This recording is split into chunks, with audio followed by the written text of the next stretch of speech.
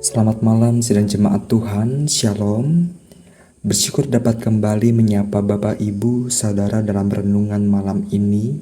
Biarlah kasih Tuhan kita Yesus Kristus selalu hadir dan melingkupi setiap pribadi kita.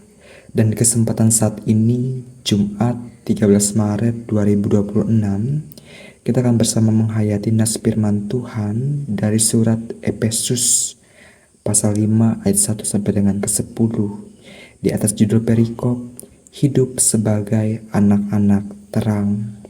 Namun saya hanya membacakan bagi kita pada ayat ke-8 sampai dengan ke-9 yang berbunyi demikian. Memang dahulu kamu adalah kegelapan, tapi sekarang kamu adalah terang di dalam Tuhan. Sebab itu hiduplah sebagai anak-anak terang, karena terang hanya berbuahkan kebaikan dan keadilan dan kebenaran. Amin untuk pembacaan firman Tuhan. Baik Bapak Ibu dan jemaat yang dikasihi dan mengasihi Tuhan, jika kita perhatikan perikop kita pada saat ini, itu masih berhubungan dengan perikop sebelumnya, yaitu pasal 4 ayat 17 sampai dengan ke-32. Yang berisikan pengajaran tentang manusia baru. Di dalam pengajaran itu, Rasul Paulus mengingatkan kita untuk menanggalkan kehidupan yang lama dan menggantikannya dengan kehidupan yang baru. Artinya, segala perbuatan yang lama, yang jahat, itu harus segera ditinggalkan dan menggantikannya dengan perbuatan yang baik, yang berkenan di hadirat Allah. Itulah ciri khas dari manusia yang baru. Jadi perikop ini menjadi penegasan ulang agar jemaat Efesus menjadi manusia baru, yaitu dengan hidup sebagai anak-anak terang. Lawan kata dari terang ialah kegelapan, di mana terdapat perbedaan antara yang terang dan gelap. Yang terang adalah perbuatan yang dikehendaki Allah, sementara yang gelap adalah perbuatan dosa dari si jahat atau iblis. Maka sekali lagi Paulus menganjurkan agar jemaat Efesus menjadi anak-anak terang, karena itulah yang sejatinya dikehendaki oleh Tuhan Allah. Nah, sidang jemaat yang mengasihi dan dikasihi Tuhan, seperti penegasan Paulus kepada jemaat di Efesus untuk menjadi anak-anak terang, demikian pula dengan kita. Perbuatan terang, hal-hal yang menunjukkan terang kasih Allah, itulah yang seharusnya kita lakukan dalam kehidupan kita selaku orang percaya. Jadi kita hindari hidup kita dari segala perbuatan gelap, tapi kita arahkan sepenuhnya hidup kita pada perbuatan terang, di mana Tuhan Allah telah memperlengkapi kita dengan hikmat-Nya, yaitu dengan memberitahukan kepada kita apa ciri-ciri dari anak-anak terang. Hal ini bisa kita temukan pada ayat ke-9 yang berbunyi, karena terang hanya berbuahkan kebaikan dan keadilan dan kebenaran. Jadi ada 3 ciri-ciri, 3 kriteria dari anak-anak terang, yaitu mereka yang berbuahkan kebaikan, keadilan, dan kebenaran. Maka dalam setiap perbuatan kita, pikiran kita, maupun perkataan kita, sudah semestinya ketiga buah terang, ciri-ciri anak-anak terang itu hadir dalam kehidupan kita.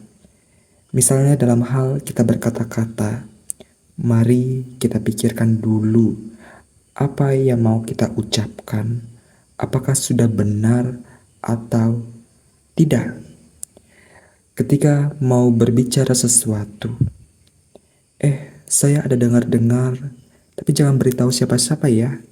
Nah, sebelum kita ucapkan kalimat seperti ini, kita perlu uji dulu dengan kebaikan, keadilan, kebenaran. Apakah perkataan kita itu sudah baik, benar sesuai dengan faktanya, adil, tidak melukai perasaan orang lain? Jika tidak memenuhi ketiga ciri-ciri ini, sebaiknya tidak kita lakukan. Dalam hati sudah kita renungkan, oh ini perkataan yang kurang baik, tidak seharusnya saya ucapkan. Seperti itu. Sehingga ayat keempat, perkataan yang kotor, yang sembrono, yang tidak pantas, itu adalah bagian yang selalu kita jauhkan dalam kehidupan kita. Maka dimanapun kita berada, saat kita menemukan komunitas atau orang-orang yang berkata-kata tidak sepantasnya, kurang beretika, apalagi di zaman saat ini perkataan toksik seringkali dianggap sesuatu yang wajar, maka kiranya kita tidak mudah terpengaruh. Kita tidak ikut terlibat pada perbuatan yang gelap. Namun biarlah kita tetap hidup dalam terang Kristus. Jadi sekali lagi perikop ini berusaha mengingatkan kita untuk memfilter, menyaring perkataan atau perbuatan yang kurang baik dalam hidup kita. Selaku pengikut Kristus, maka kita diajak untuk menghasilkan buah yang baik, yang bermanfaat, yang membuktikan bahwa kita benar-benar hidup sebagai anak-anak terang. Marilah kita berusaha untuk hidup sebagai anak-anak terang, hidup dalam keadilan, kebenaran, dan kebaikan. Kiranya Allah yang selalu memampukan kita untuk senantiasa hidup dalam setiap kehendak-Nya. Selamat malam, sidang jemaat Tuhan. Tuhan Yesus memberkati kita semua. Amin. Mari kita merendahkan diri di hadapan Tuhan, kita bersatu di dalam doa. Ya Tuhan Allah Tritunggal yang Maha Kudus, yang kami muliakan di dalam nama Allah Bapa, Anak, dan Roh Kudus. Terpujilah Engkau Tuhan, kasih-Mu senantiasa melingkupi setiap pribadi kami.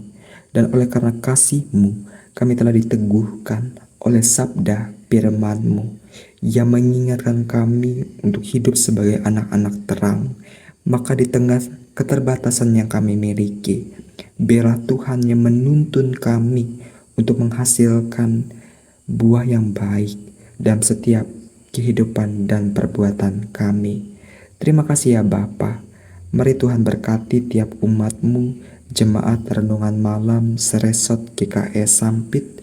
Kami bawa setiap pergumulan, harapan, dan kehidupan kami hanya kepadamu.